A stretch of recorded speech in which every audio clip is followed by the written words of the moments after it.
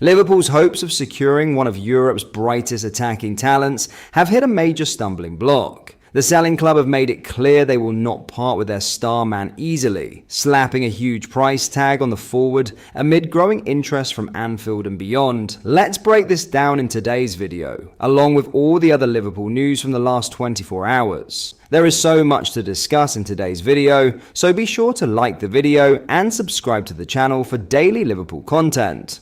But first, Arne Slot has said he isn't worried about the potential for Alexander Isak to leave Liverpool in the same way he departed Newcastle, saying it would not be necessary. Liverpool supporters were thrilled to receive the news that Isak had finally signed for the Reds, but some harbour slight reservations over the way he forced his move from Newcastle. Though there were mitigating factors, the Swede effectively declined to play for Eddie Howe's side, and Slot was asked if he was worried Isak could deploy the same tactics at Liverpool in the future.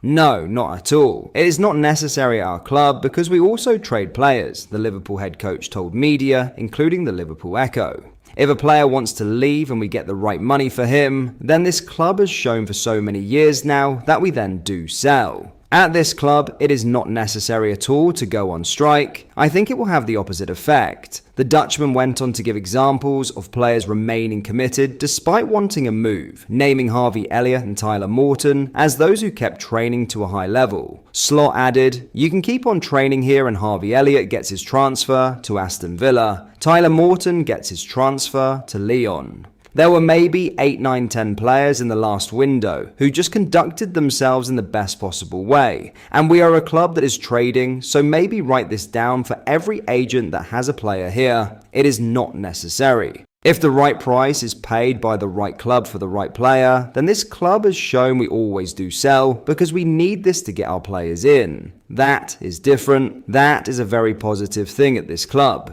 You get your transfer if everyone is happy. While it is only natural for fans to feel slightly uneasy about the manner in which Isak forced his way out of St James's Park, the reason for Isak to down tools stemmed from his claims that Newcastle had broken promises. On August 19th, Isak wrote on Instagram, "I've kept quiet for a long time while others have spoken. That silence has allowed people to push their own version of events, even though they know it doesn't reflect what was really said and agreed behind closed doors. The reality is that promises were made, and the club has known my position for a long time. To now act as if these issues are only emerging is misleading. When promises are broken and trust is lost, the relationship can't continue." With a stable hierarchy and efficient system in place at Liverpool, unlike at Newcastle, the same problems shouldn't come to pass if Isak were to desire a move in future. For now though, supporters need not worry about these potential scenarios, with the number 9 having signed a 6-year contract for Liverpool. Now, in a huge transfer blow, Bayern Munich have slapped a staggering £100 million price tag on Michael Olise as Liverpool and several European giants circle the in-demand winger, LFC News understands. Olise has been nothing short of sensational since swapping Crystal Palace for Bavaria in a £50.8 million move last summer. In his very first season at the Allianz Arena, the Frenchman lit up German football with a remarkable 20 goals and 23 assists, numbers that propelled him straight into the spotlight and onto the radar of Europe's elite. As revealed recently, Liverpool are leading the chase. The Reds view Olise as the heir apparent to Mohamed Salah, whose long-term future at Anfield remains unresolved despite his new contract. Yet Bayern, unsurprisingly, have no intention of rolling over. Insiders insist the German champions will resist all offers and demand nothing less than £100 million for their prized number 17, a figure that could climb even higher as his reputation continues to soar. With Olise tied down until 2029, Bayern hold all the cards. It's not just Liverpool. One source explained every top European club is watching Michael Olise, but prizing him away from Bayern won't be easy. He's under contract until 2029, and it would take huge money, £100 million at the very least. That stance is more than justified. Olise's blistering rise has already doubled Bayern's initial outlay, and the German giants know they are sitting on one of the continent's most valuable attacking assets. In other news, Arne Slot admitted Federico Chiesa was not happy after being informed he was left out of Liverpool's Champions League squad.